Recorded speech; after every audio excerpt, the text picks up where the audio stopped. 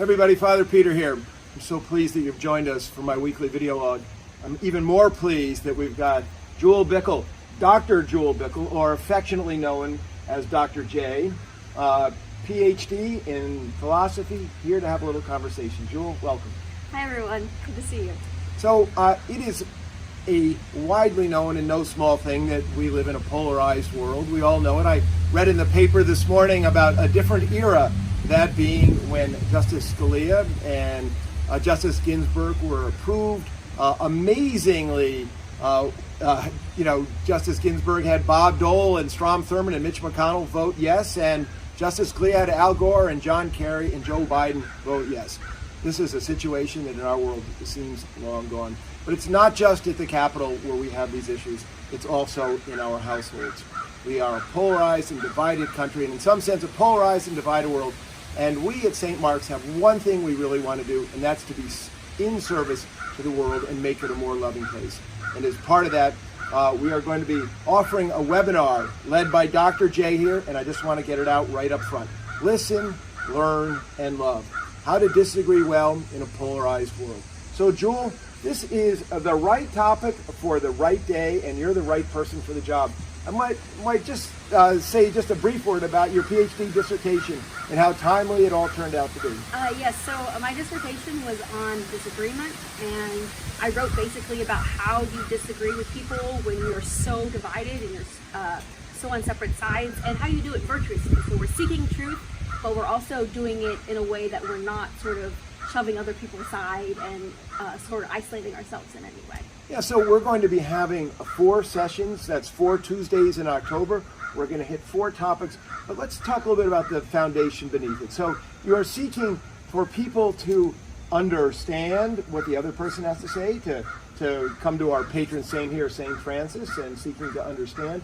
I wonder if you might say a word about some of the foundations for people who want to go to a deeper level. Excellent, yes. So we are focusing on 3 virtues. We're going to do intellectual humility, intellectual fortitude, and open-mindedness, which is basically the textbook definition is to seek to understand, not to be understood in a way. So St. Francis is really the patron saint of open-mindedness. And we're also going to talk about self-trust, how to sort of deal with beautiful. Sort of the doubts that come from disagreeing with someone who you respect in those sorts of ways. And so those are like the main issues we're going to cover.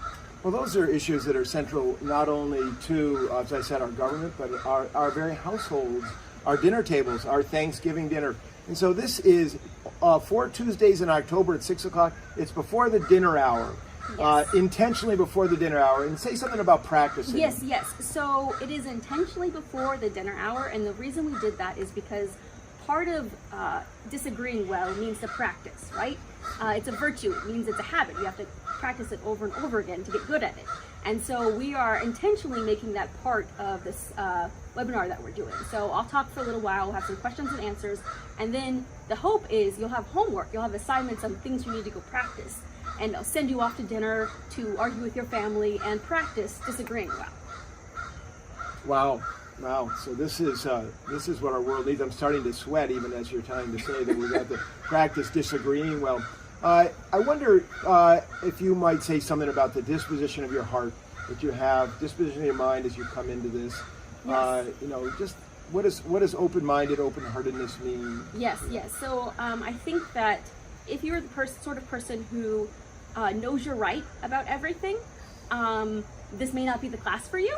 You should, go on disagreeing in your way that you're disagreeing, not well, with the world. If there's even like a hint of doubt, self-doubt, that you might possibly be wrong, then you should come join us, because we're going to discern when you should be doubtful and when you should sort of hold on to your beliefs and stick with them. Oh, so beautiful, so beautiful. We have obviously become sort of like World War I, trench warfare, with very few people in what used to be known as no man's land. And you're inviting people into that space, a vulnerable space, but hopefully a deepening space. I wonder if you might, you're a philosopher, you have a Master's of Divinity, too, from the Berkeley Divinity School at Yale, and what about a God element in all of this? Yes, so God's really important. I think at one point I was talking with Justin and I jokingly said, We should call this how would Jesus disagree in some sort of way. As a way to talk about this, I've heard lots of people say, oh, if Jesus was at the dinner table, he'd agree with me, or those sorts of things. And I think that one of the things we see in the Gospels especially is Jesus is always seeking to understand others and sort of see where they're at, and that's one of the main things we're going to do, is trying to sort of understand why someone would come to the position they came to, and what, if there's any kernel of truth, where would that kernel of truth be? Yeah, well, really beautiful. Jesus disagreed with people all the time. Absolutely. Holy smokes! If Jesus at the dinner table, I'd be utterly petrified. Well, me too. His ability to be both unbelievably compassionate and seeking understanding, and also he didn't back down. No, he had the intellectual fortitude. He knew when he was right, and he was staying with that. He went all the way to his death with his intellectual fortitude. Absolutely. This is not a man who backed down. No. So just as a final note, as we invite all of you to be a part of this. Is there anything that, what is your great hope about what might come out of this and what might come of our world? I think that it's really sad when you see how polarized, how divided we are currently, and my hope is not that you're going to leave this thing knowing everything and feeling, really certain. I certainly am not going to pretend that I know everything, but I do try to seek the truth, and I think seeking the truth in love is sort of what I would say is the goal for all of us, is to try to find what is and isn't in the world, and doing it in a way that we're not sort of running over anyone else. Oh, wow. So we have Francis as our patron saint, but you brought up St. Paul, his great quotation, to speak the truth in love. Mm-hmm. In a world where sometimes people seek to speak the truth, but they forget about the love piece. Absolutely. And it turns out that love matters. Thinking of our most charismatic and wonderful presiding bishop and the way of love that he is purporting or leading us all in. It seems to me that the project that we're working on, which is, again, it's 4 Tuesday evenings in October at 6 o'clock.